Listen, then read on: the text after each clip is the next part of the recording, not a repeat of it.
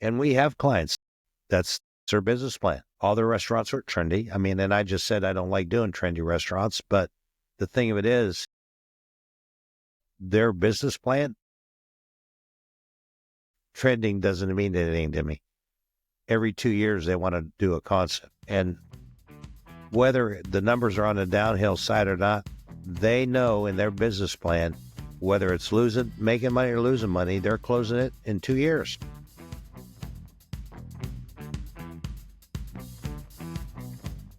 Hi, everybody. We're back again. This is Diane Armitage with Bruce Russo, and we are talking restaurant revenue and how to increase that from the very beginning to the very end and all the way through.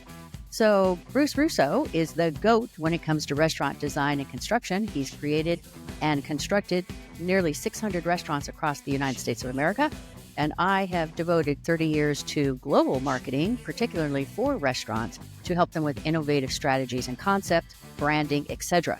So we're getting together today to talk about even before the beginning,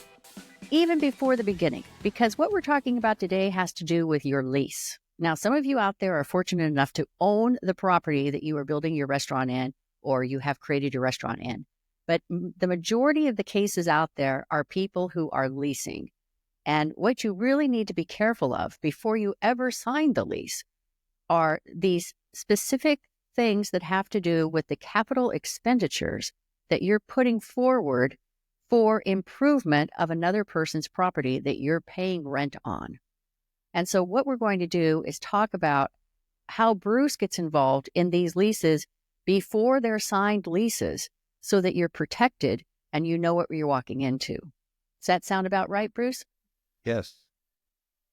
Yes. Yes, ma'am. Okay, so Bruce, you and I were talking this week, and you were telling me about one of your repeat clients. You've created many restaurants for him, and he was looking at going into a tower and wanted to be up on, which floor was he looking at?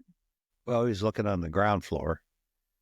The ground floor. On the ground floor, okay. Yeah, he was looking on the ground floor. So the ground floor space was under 6,000 feet. And this concept needs about 8,000 to 9,000 feet in order for them to meet their numbers. So with a 20-foot ceiling height on the first floor, we looked at creating a mezzanine level. Oh, okay. 3,000 feet mezzanine level, which these are the kind of things that you really need to do when you're looking at a lease space. I know you got to spend the money to do your homework because typically it's a 10-year lease, and once you sign it, that's what you're living with. So you really need to know what the capital money is going to be, not just estimated numbers. So in this particular case, and you know, this client's a great client of mine. You know, we had a meeting, and I strongly suggested that let's spend some money. Let's do a preliminary design. Let's talk to their engineer and talk to my engineer. Let's get everybody on board. We'll talk to the mechanical engineers of the building. And in a particular, in a tower or a high rise, it's probably 30% more cost because you're connecting to an engineered building. So, and let me explain that a little bit better. The building is engineered for X. So if you're going to put a restaurant in there, they didn't engineer it for a restaurant. They engineered it for X. So when a restaurant comes in, it has to engineer to connect what their engineering did. And any shortfalls or pitfalls, like in this particular case, they had 200 amps of power. Well, we need 800 amps. Yeah. And if that was something that after the fact, that probably would have been easily $150,000 item. So it's things like that you catch. The next thing is, okay, how are we exhausting the restaurant? And then the big question is makeup error. So now you're creating a space that's going to be a negative space in a high rise that's a positive space. So all the engineering that was done for the building has to be given to our engineers, and it's just a question and answer, and how much makeup air and how much, how we exhaust, and do we need a pollution control unit?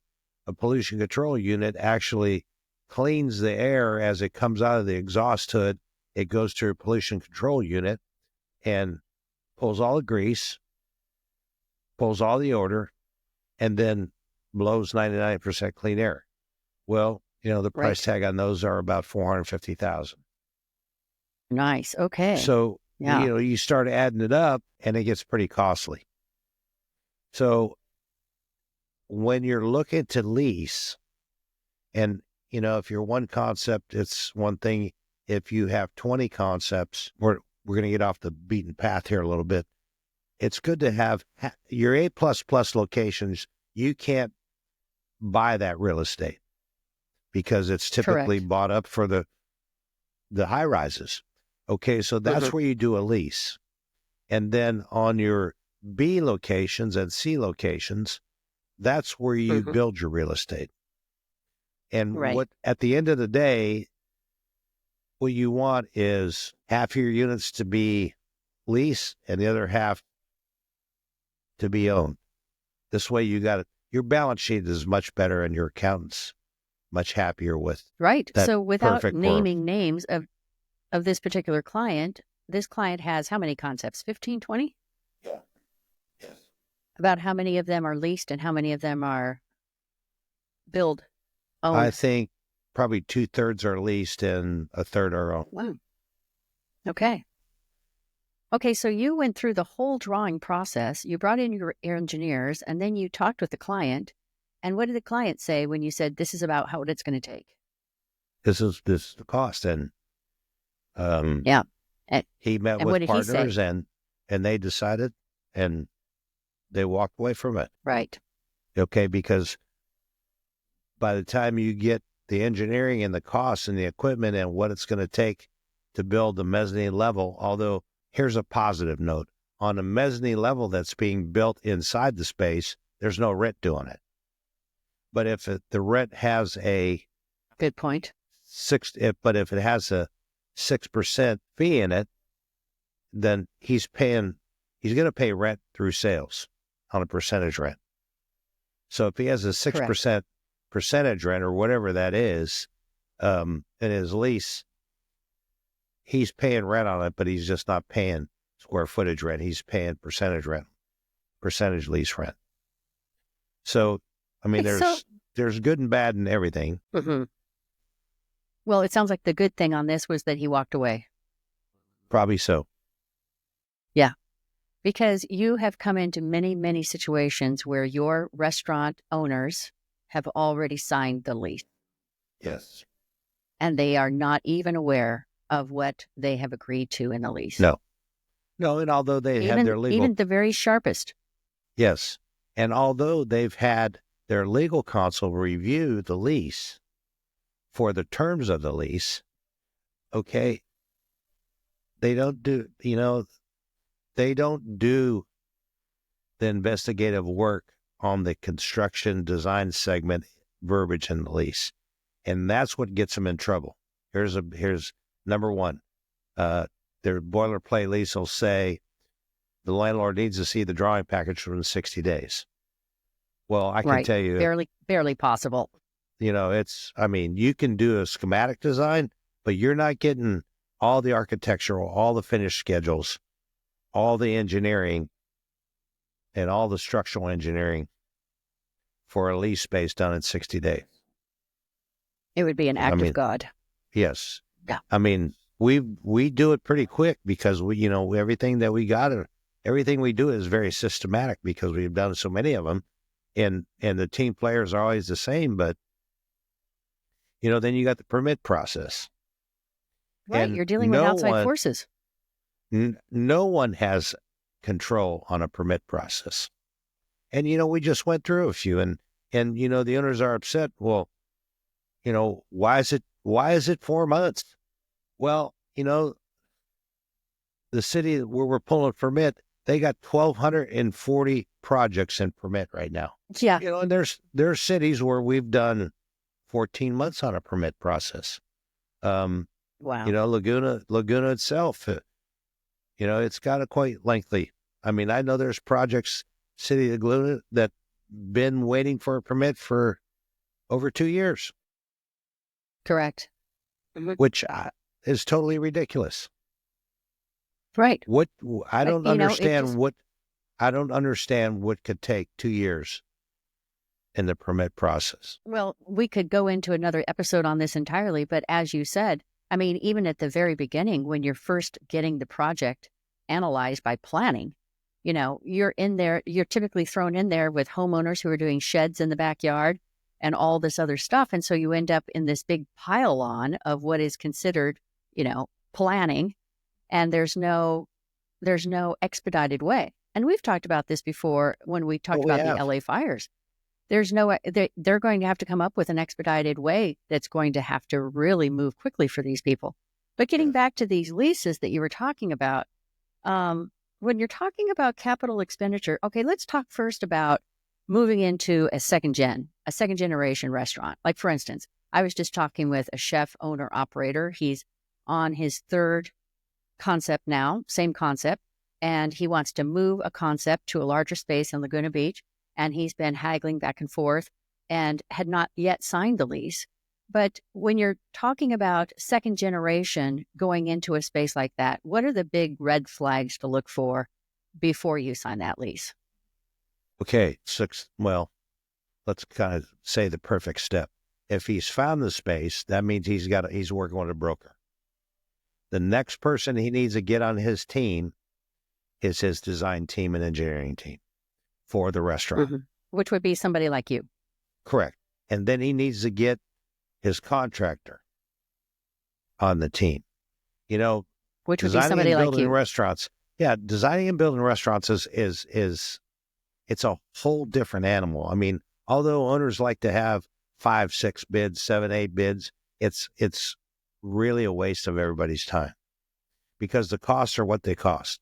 Okay, and what a lot of owners don't understand, and a lot of cities don't understand, if you look at a package for a restaurant and you look at a planned package for a restaurant and then you look at a planned package for a hospital, they're almost identical.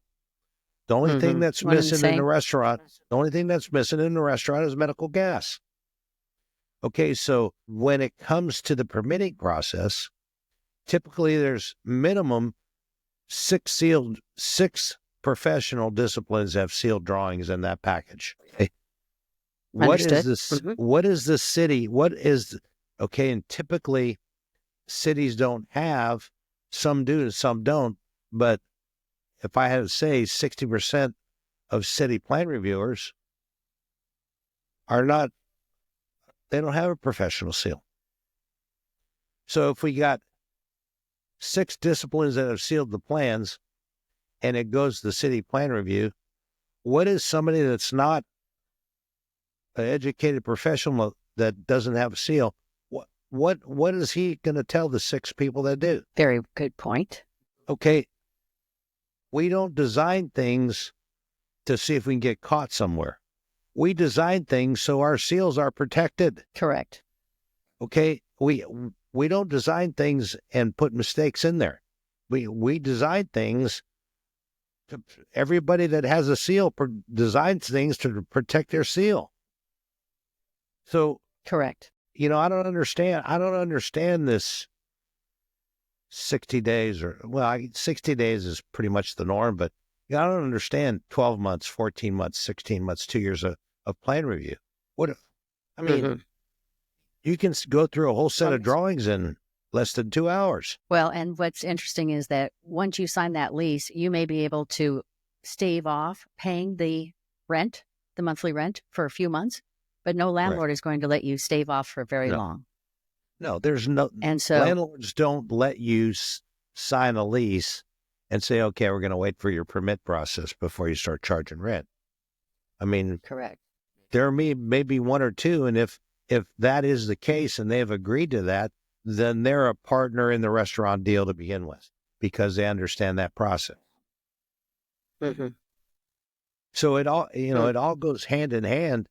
Uh, the lease and the permitting and the design work and the engineering, it all goes together. And I can tell you that the biggest monkey wrench in that whole package and the whole process, and it affects the lease, it affects the terms of the lease, it affects the landlord's rent, it affects everything, are the city plan reviews.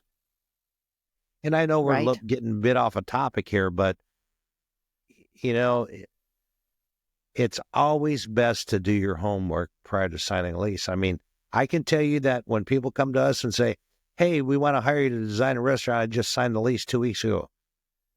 We don't take that client Wow. because they have no idea what they've just done. They have Right. Bruce, it's a second gen space. Wait until you see it. Well, second Right. gen space, you ask the question. Okay, when was it built? If it's 10 years old, it's got complete code issues. The electrical's not Hmm. to code, the mechanical's not to code because the code's changed. So, Absolutely. Well, even this restaurant that this particular chef is considering, chef operator, I would say it's 6 years old, 7 years old.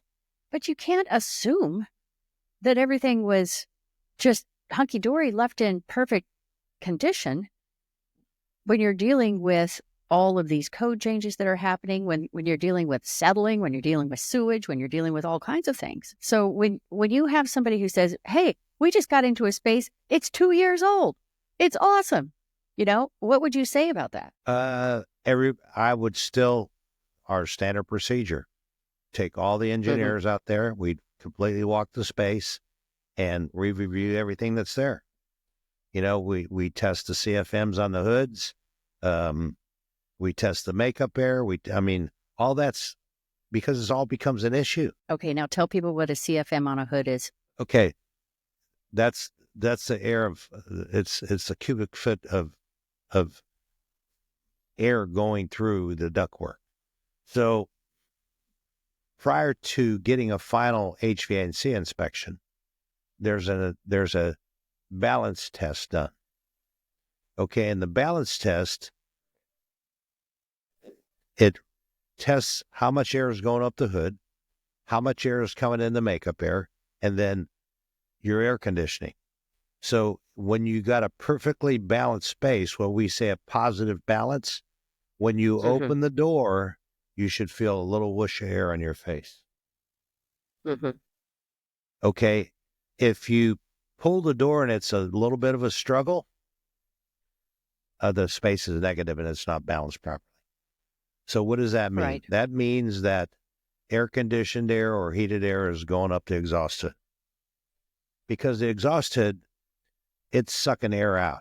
And if the makeup air is Hmm. not replacing the air that's being sucked out, the hood doesn't care where it gets the CFMs to make it work. So every time a door Correct. opens, that relieves the negative pressure. Okay. And Good I mean, I'm education. I'm taking you to engineering school here, but the simplest That's all right. simplest way to do that, and everybody should know that when they open a door, if there's a light whoosh of air on your face, it's perfectly balanced. And what does that mean? Well, you're never going to smell sewer gas. You're never going to smell odors from the kitchen. It's not going to happen. I mean, how many restaurants have you been where you smell sewer gas? A couple. Okay. So everybody thinks it's a plumbing issue. Well, I can tell you majority of the time, it's not a plumbing issue. What it is a makeup air issue because, as I said, the hood's going to pull air from somewhere and Interesting. it'll pull air out of the plumbing system.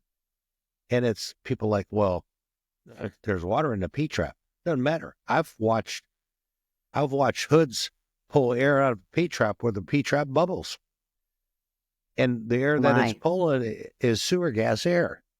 And what happens is it goes into the air system, gets into the return air of the restaurant, and now the entire restaurant smells sewer gas. And I would say Interesting. that's probably 80%. Whenever there's sewer gas, 80% of the time, that's the issue. And Interesting. if you went on the roof of the restaurant, you would find that there's probably a belt missing on the makeup air unit. The motor's burned up. Something is not working. So it's out of balance. And so the hood's going to pull air from somewhere. Very interesting. So You what know, other things are you? Go ahead. The project we were on a couple of weeks ago, you know, they had makeup The one area in issues Florida? and they had their back door open. And that was Right. relieving the issue, the problem. But Then it can cause other problems. then now we're talking a health issue. Right. So that we'll save that one for Another story. another story. So give me another example of dealing with lease factors and when people come to you and they're not realizing what they've actually signed in the lease. I know that this has happened with you in a couple of the projects you're working on right now. Well, what they don't understand is, well, you know, Bruce, we just signed a lease and it's second-gen space. There's exhaust hoods, there's electricals there, the exhaust, the walk-in coolers there. We got quite a deal. Well, I hate to tell you, he didn't get a deal. Okay, because the HVAC, because he didn't have anybody check. Let me just give you an example. The air conditioning system, there's 8 air conditioning units on the roof. 2007 is when they were manufactured. Okay. And in the world we live in. And if that's in Dallas, Texas, good chance they're a little overworked and tired at this point. Have been. Okay. And then, you know, I'll tell you another thing I'd check is, and I don't, you know, there's companies out there that water jet sewer systems, and there's one that's coast to coast. First thing you do is call them and ask them, give them the address and ask them for the log. How many times you've been here? Well, if they've been there to clean sewer lines, oh yeah, we're there every 2 weeks.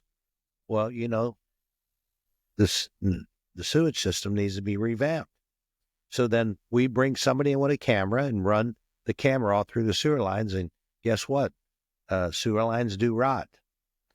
You know, the acid in the soda, if it's cast iron pipes, typically the acid in the Coke, in the syrups for the Coke machines, play havoc on cast iron. Wow, interesting. Typically, all of the P-traps at the bar are typically full of straws. You know, because when they dump the drink, it goes in the drain, and so although the water's still flowing through them, you can't even get a camera there because the whole 4-inch drain line is full of straws. Wow. Okay. So what happened with this gentleman that you were working with who hadn't, tested the HVAC? Well, it's so the HVAC's an issue. The exhaust hoods are an issue. The exhaust fans are an issue. And the electrical service is an issue.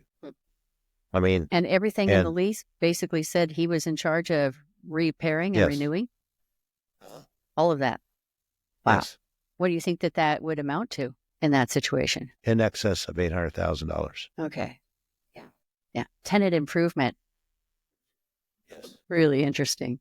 And the lease, the verbiage in the lease says that you're going to operate a restaurant there. You know, and there's some verbiage in the whereas and who is on how you get there, but there's nothing in there that says how you're supposed to do it. You're the restaurant owner. You're supposed to know how to operate it, and you're supposed to know what it takes to get it operational. And if you don't, you should know the people that to hire to get it operational. Correct. It's a very complex business, and you and I have had this conversation many, many times. You know, it's a tough business. It's hard to operate the restaurants, but it's even harder to build the machine. You have to build the machine properly. Yes. Because with the staff issues and supply issues that you have in a daily operational day, the last thing you need is facility issues. Correct. Well, and the facility issues can hold you back for months. And, you know, if it's a big chain, they have facility departments and facility managers that stay ahead of their issues. They have maintenance programs. They control all their HVAC units from one control room. It doesn't matter where they're at. If their control office is in Phoenix, Arizona, and they got restaurants in Cleveland, Ohio, they control that air conditioning and heat in Phoenix, Arizona. They can move the thermostat all they want in Cleveland, Ohio. It does nothing until the computer in Phoenix tells that heat unit to do whatever it's programmed to do. I mean, that is the truth. But yeah, these companies have spent the money to do the homework to initiate those programs, and they save millions of dollars in maintenance. Of course, correct. And these are, of course, these larger franchises and chains. They're not these, single one-offs, two-offs, three-offs, And like you said, there's an expectation that they're supposed to know what to do with everything in that space as far as the structural and mechanical engineering goes. They need pros. It's a totally different program when they view a lease and a lease is proposed to them than it is when the one off, two off, three off. The 1 to 10 restaurants, there's not enough. You're not generating enough profit to pay a facility maintenance team. You got to get upwards around 20. So you have a guy that has a phone number, and typically he's a handyman or, typically a local electrician or a local air conditioning guy that takes care of them. Mm-hmm. Yep. Yeah. Okay. So that's really interesting about the whole lease. Now, I know that a lot of owner operators they're so eager to get into the space, and especially when there's high demand for the spaces. Yes. And I can see where they would be very impatient with the process of you saying, wait, no, don't sign a lease. Don't sign a lease until we're able to do this. So when you say don't sign a lease and you move in with your structural engineers, et cetera, and you do all of that research and work, about how much time does it take? We typically have a pretty good idea in less than 10 days. Okay. All right. So 10 days can save you months and months of pain and correct millions of dollars. But you have to understand the proper way to do this. Like I said, there's a broker involved with the owner, right? And then we would typically be the second guys in. And we converse with the property manager of the landlord. So, the landlord knows due diligence work is going on. And if the LOI was negotiated correctly, 30 days is not abnormal to do your, discovery work. Correct. So when you were talking with this owner this week about moving into that space, building out the mezzanine, all of that expense and cost, how long did it take them to decide to move to another space? They didn't decide to move to another space. They decided not to take that particular space. I don't know what the agenda is. I can tell you that they had a LOI, a pretty strong LOI. I was involved in probably 4 conversations with the structure of that LOI. And that LOI allowed us 60 days to do our due diligence in order for this owner to make the proper financial decision. Correct. Well, the same thing happens in the housing industry. You're given that time frame to do your due diligence. Yes. With the ability to walk away and remove your escrow money, Yes. So it's interesting though. So you had told me a story about negotiating a lease where you actually ended up with free rent for years. Yes. So let's close this session with a happy story about how you got involved in the lease negotiation, because honestly, it's great to have you involved in lease negotiations because you have built so many of these restaurants, designed so many of these restaurants, and you've worked with strip malls, you've worked with towers, you've worked with all of it, and you've worked with all of the basic personalities and styles of these landlords and property owners. Yes. So this particular structure, I'm not going to name names or say where it was at, but it was a national developer that was developing it was lifestyle center. So, I mean, it was a substantial center. It was probably $100 million project. And the client at the time was looking to put 4 restaurants in there. And in lease negotiation, the broker for the developer kept bringing up, well, we got this national tenant and you're going to be right across from him. And we know, as a matter of fact, when any restaurants across from this tenant in any of our centers, they do more than $1,000 a foot in revenue. And this was a few years ago. Well, yeah, this is 16 years ago. Right. So And I said, $1,000 a that's foot great. in revenue was a lot in 15, 16 years ago. Yes. And so, probably by the 3rd or 4th meeting, I said, you know what? Pretty strong tenant you keep bringing up here. This phenomenon tenant that just creates revenue for restaurants. So why don't we do this? If they don't come, the rent is free for the term of the lease. He said, I'll sign that in a minute. And he did. And 6 months later, that big retailer went bankrupt. And there wasn't anything they could do. How many years of free rent did you get? 8. 8. It's not bad. But let me just tell you this: the restaurants never did $1,000 a foot. Wow. It wouldn't have mattered if that big box tenant was there or not. They would have never seen $1,000 a foot. I mean, and I recently I was in the city probably a year ago, and I made it a point to go through the entire lifestyle center. And I can tell you that when they were putting it all together, I would say 85% of the tenants were A-plus tenants. And when I went through a year ago, there was no A-plus tenants. They were all B and C tenants. Yeah, that's unfortunate. So the entire center really just took a bad spin. And, it is what it is. Yeah. Real estate and restaurants are a risky business. It is. But everybody I know operators who will sign 20 and 30-year leases. And if you're signing a lease for 20 or 30 years, you're really putting the future tenancy of your restaurant in someone else's hands. Yes. I mean, even if they are in existence and they've proven that they have this thing going on that seems to be working, you have no idea who they're going to sell to, what they're going to do in a 20 or 30-year time frame. I mean, 10 years is dodgy. I can tell you that 40%, but I'd say 40 to 50% of my clients have, typically all of them sign 10-year leases with 2 5-year options. So the total term is 20 years. And I have quite a few tenants that have turned the 10-year, the 15-year, and the 20-year. But at 20, the whole market's a different market. 20 years. The whole market's starting to change at 10. So right, I would agree. If you're in at 10 and you're going to extend the next 5, it's time for a total redo. Mm-hmm.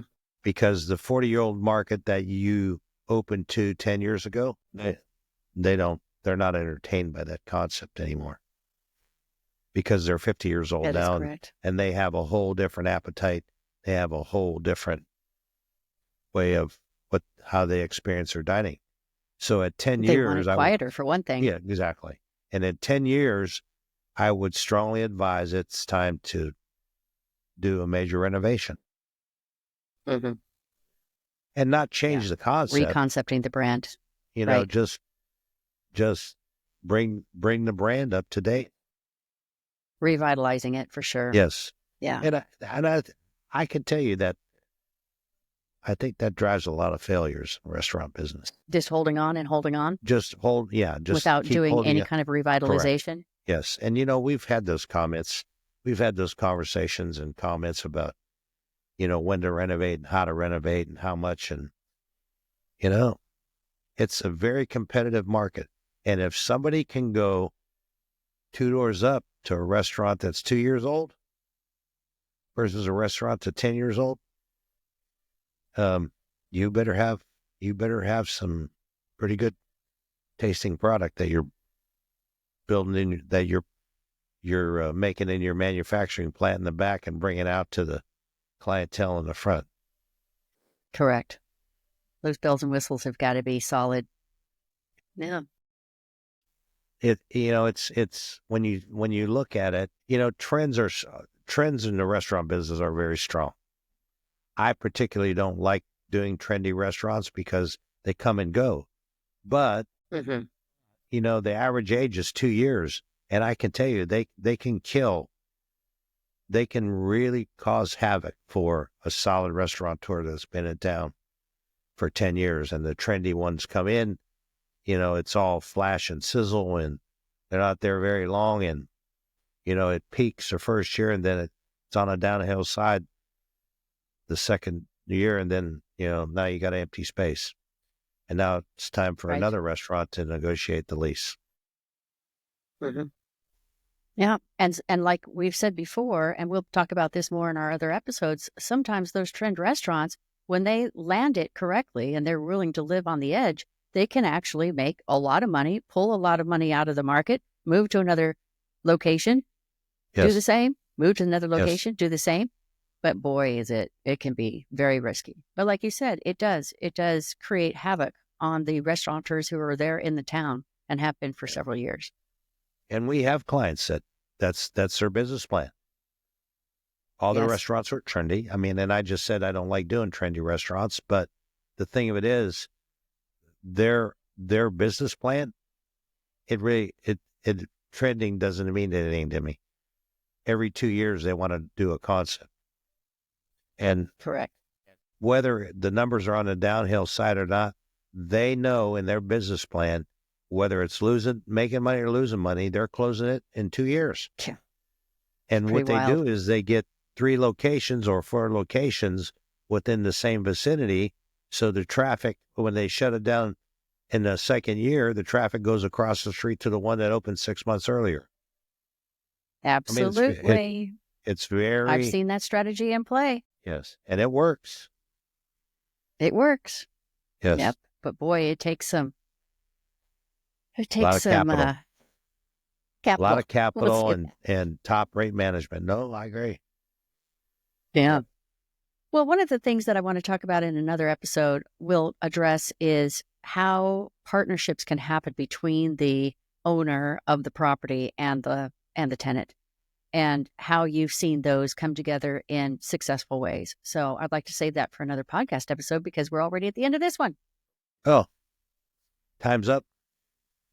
Time's up. We've talked and talked, but I absolutely love everything that you've provided here for us. And folks, we are going to be back for yet another podcast episode on restaurant revenue and improving every line you've got across the board and every pot of revenue that you have established or plan to establish in your restaurant. So any closing remarks, Bruce? No, just stay tuned. I'd love to help anybody as much as I possibly can. And the more knowledge I can offer and clients accept, restaurateurs accept, it's, this all comes from doing it. And absolutely. It's, and you can definitely be hired as a consultant for even rent lease reviews. Yeah. I mean, there's a raft of things that we do. I mean, it's, the spectrum, however I can help. We get calls. I mean, I just got a call from a California chef that he's at a country club in Newport. I mean, there's plenty of people in the restaurant business there, but my dealings with him has helped him tremendously. Mm-hmm. So, doesn't matter where. And he knew that you were the source. Yep. You're the goat. Yep. He asked the question. He asked the question. I had him. I'd text him a phone number and a source to fix his problem in probably 3 minutes. That is a valuable Rolodex to have access to. For sure. Well, thank you. This has been awesome. Thank you. Looking forward to our next podcast episode, everybody. And we will see you again soon on Mastering Restaurant Revenue. We'll see you guys soon. Bye-bye.